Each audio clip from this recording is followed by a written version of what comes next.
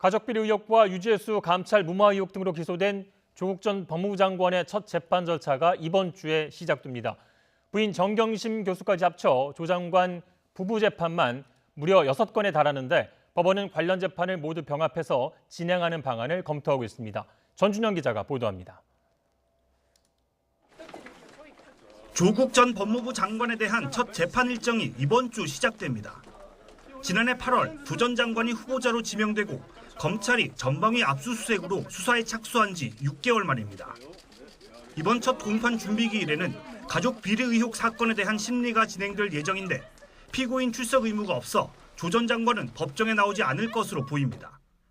조 전 장관은 지난달 31일 딸의 부산대 장학금 수수 관련 뇌물수수 혐의와 사모펀드 차명투자 관련 공직자윤리법 위반 혐의, 서울대 인턴 증명서 관련 위조 공문서 행사 혐의 등 모두 11개 혐의로 기소됐습니다. 특히 첫 공판 준비기일에는 조 전 장관의 유재수 감찰 무마 의혹 사건과 부인 정경심 교수 관련 사건 등을 모두 병합할지에 대해서도 논의가 이뤄질 것으로 보입니다. 감찰 무마 의혹 사건은 서울 동부지검이 수사했지만 조 전 장관 측 요청으로 서울중앙지법이 재판을 맡았고 가족 비리 의혹 사건과 같은 재판부에 배당됐습니다.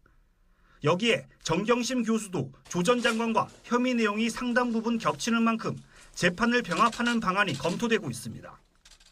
정 교수는 이미 동양대 표창장 위조 혐의로만 2개의 재판이 진행되고 있고 입시 비리와 차명투자 혐의 등으로 추가 기소한 사건에 대한 재판도 별도로 진행 중입니다. 여기에 공직자윤리법 위반 혐의 등으로 조 전 장관과 함께 추가 기소된 사건까지 포함하면 모두 4개의 재판이 진행되게 됩니다. 이런 이유로 정 교수 사건 재판부도 조 전 장관 사건 재판부와 협의해 조만간 병합 여부를 결론 내릴 예정이라고 밝혀 6개 재판을 모두 합칠 가능성을 내비쳤습니다. 재판이 병합되면 조 전 장관 담당 재판부는 웅동학원 비리 혐의로 구속 기소된 동생 조건 씨 재판까지 오촌 조카를 제외한 조국 일가 재판을 도맡아 진행하게 됩니다.